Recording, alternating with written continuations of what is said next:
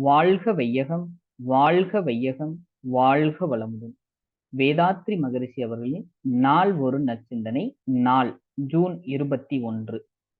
இன்று உலக யோகா தினம். இந்த நேரத்திலே நமக்கு வேதாத்ரி மகரிஷி அவர்கள் மனவள கலை என்ற மிக அரிதான கலையை மிகவும் எளிமையான முறையில் நமக்கு கொடுத்துள்ளார்கள். அவரின் கூற்றுப்படி யோகம் என்றால் உடலை நலப்படுத்தி, மனதை வளப்படுத்தி, செயலை முறைப்படுத்தி, தன்னுடைய குற்றங்களை தெளிவாக உணர்ந்து, அவற்றை களைந்து, தானும் வாழ்ந்து மற்றவர்களையும் வாழ வைப்பதுதான் யோகமாகும்.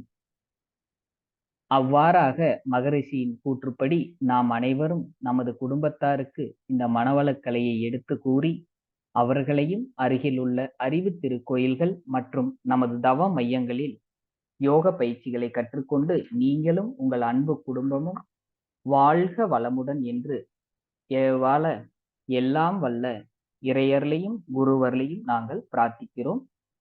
இப்பொழுது நாம் நாளொரு நச்சிந்தனைக்கு செல்லலாம். இன்று ஜூன் 21. தலைப்பு: எந்த நேரத்திலும் தியானம் செய்யலாம். தீட்டா அலையிலும் ஆல்பா அலையிலும் விழிப்பு நிலையிலேயே இருக்க பழகிக்கொண்டேமானால் மற்றவர்களுடைய என்ன அலைகள் தீமை விளைவிப்பவனாக இருந்தாலும், உணர்ச்சிக்கு ஊக்கம் கொடுப்பவையாக இருந்தாலும் அவை நம்மை பாதிக்கா. உதாரணமாக, 4 வானொலி நிலையங்கள் 4 விதமான வேறுபட்ட நிகழ்ச்சிகளை ஒரே நேரத்தில் ஒளிபரப்புகின்றன.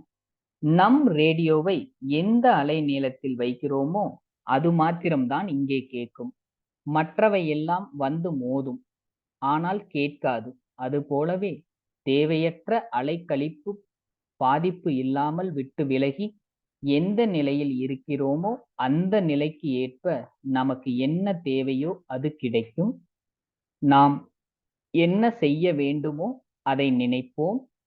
நாம் என்ன நினைக்கிறோமோ அதை செய்ய முடியும் என்ற அளவிலே மனித திறமை வெளிப்படுகிறது. இந்த மனித திறமை அதிகரிக்க அதிகரிக்க என்ன ஆகும்? நாம் எங்கு போனாலும் நமக்காக மற்றவர் தாமாகவே அந்த அலையிலேயே கட்டுப்பட்டு நம் மதிப்பை உணர்ந்து புரிந்து கொள்ள அவர்களுக்கு எண்ணம் தோன்றும். எங்கே போனாலும் நமக்கு வெற்றியாகவே இருக்கும். அப்படி எங்கேயாவது வெற்றி இல்லாமல் தடை ஏற்பட்டாலும் அந்த தடையினால் நமக்கு கெடுதல் இல்லை. நம்மை திருப்பி விடுவதற்காக இந்த அலைநீளத்தில் தேவையில்லாதவற்றை தள்ளி விடுகிறது. அதனால் அந்த வேலை நடக்கவில்லை என்று எண்ணி அமைதி அடைந்தால் எந்த காலத்தில் எந்த சூழ்நிலையில் அந்த வேலை நடக்க வேண்டுமோ அது தானாகவே நடந்துவிடும். படிக்கும் போது தவம் செய்யலாமா, இரவில் செய்யலாமா என்றெல்லாம் கேட்பார்கள். தவத்திற்கு காலமும் வேண்டியதில்லை, திசையும் வேண்டியதில்லை. அறிவை விரிவான பிரபஞ்ச இணைப்போடு இணைக்க வேண்டிய ஒரு பயிற்சிதான் தவம். அதற்கு கால நேரம் பார்க்க வேண்டியதில்லை, எந்த காலத்திலேயும் செய்யலாம். இதையெல்லாம் உணர்ந்து நீங்கள் எவ்வளவு தூரம் ஆழ்ந்து தவம் செய்து வருகிறீர்களோ அந்த அளவுக்கு விவகாரங்களில் ஏற்படக்கூடிய சிக்கல்களை அறுத்து கொள்ளவும், தெளிந்த நிலையிலேயே அந்த சிக்கலை தீர்த்து கொள்ளவும், சிக்கல் வராமல் காத்து கொள்ளவும் வேண்டிய விழிப்பு நிலையை இந்த தவம் உங்களுக்கு கொடுக்கும். அருட்தந்தை வாழ்க வளமுடன்.